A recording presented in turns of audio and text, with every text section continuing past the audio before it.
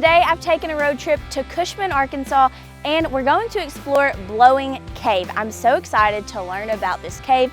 I've heard it's huge. We're not going to get to show it all today, but we're going to learn about how you can come take what they call a wild tour, and we're going to learn a little bit about the mystical history that it has as well. Let's get going.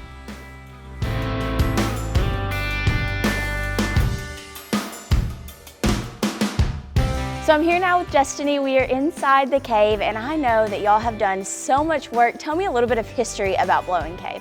So Blowing Cave has been explored since the late 1800s. So about 1886, the town of Cushman was established. And this used to be the hub or the main spot that people would come in and they would get together, they would have picnics. There was even remnants of a wooden dance floor once upon a time a little further inside the cave. So the locals have enjoyed it for a very long time. I know that it did kind of fall into dilapidation, or at least there was some vandalization that was here before, right? Yeah, so that happened within the last decade. So over the course of 10 years, this actually from floor to ceiling was covered with graffiti inside the cave. There was also lots of broken glass, beer cans, trash, and things like that just littered the cave and even the water that you would see in the stream. How hard has it been to get this back to where people can come and enjoy it again? So we were able to do this with the help of our new owners, the Overstreets. They put in a gate, which really helped to stop it. So once something was cleaned up, it was able to remain clean. And also a big shout out to the Nomad group, because they came in and helped remove that by hand.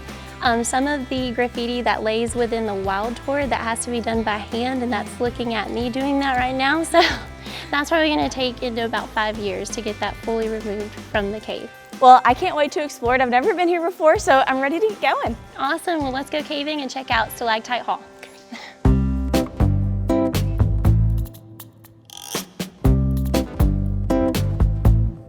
So Destiny, I've also heard there's a lot of local legends that surround the cave. Can you tell me a little bit about those? Yeah, so that originally started in the 1950s. There was a publishing of a book, and the gentleman who wrote it as science fiction, in which he said there were mystic beings that lived within this cave. And on his deathbed, he said, well, this is actually a true story. And after that, there was a second group. It's a book that was also published that came in, supposedly did exploration throughout the cave, and some of them never came back. They ended up living with these blue people. So it's called The Legend of the Blue People. And I'm not sure a lot about it. Never seen a blue person. Supposedly, if you're pure in heart, you will get to see them. So I'm a little bit disappointed. They're kind of shady.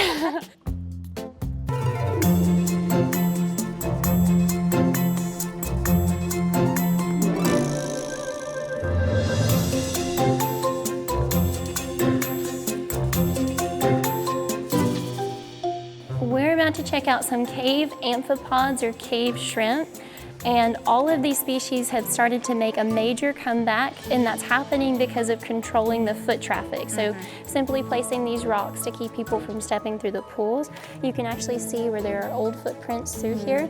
So upon further inspection, if we get closer, you'll start to see their little bitty white amphipods. So they're basically cave shrimp. Just make sure you stay out of the water, and then we can get a closer look to spot them.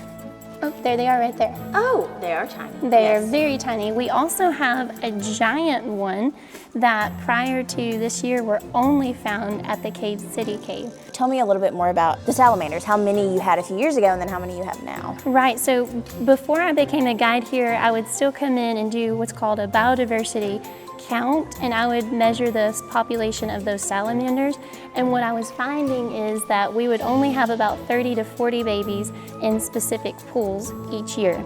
Well, after putting up the gate and monitoring where people stepped, we have had 700 babies for 2 years in a row. Wow. So it has just skyrocketed in the population. Very cool.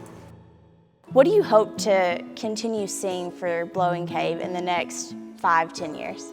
I'd love to continue to see the people that are coming, the public that has now come into the cave, and the locals who have always been here continue to help restore, protect the cave, and leave it better than they found it, and preserving it for future generations. Because we're in the presence of something that was here before our names were called into existence, and it'll be here long after we're gone, and I think that's very special. Well, if someone wants to come take a wild tour, how do they need to get in contact with you? In order to get in contact with us for the wild tour, they simply have to make a reservation by contacting the number 870-668-6254. Perfect. So guys, if you have never, been caving before, if it seems like, maybe a little overwhelming, I promise you Destiny is going to take good care of you. She took good care of me, and I'm not the most graceful person. Oh, so. She's amazing. She's a natural. But for real, guys, get in contact. Bring your kids. 12 and up can do those wild tours, so it's going to be a really fun time for families, I know for sure. Well, thank you so much for taking me around. Thank you. Yeah. Thanks so much for joining me on this road trip today. As always, thank you so much to our sponsor, First Security Bank, for making these trips possible. And you can go to KAIT.com/road trip to see everywhere we've been and let us know where we should go for our next adventure. See you there.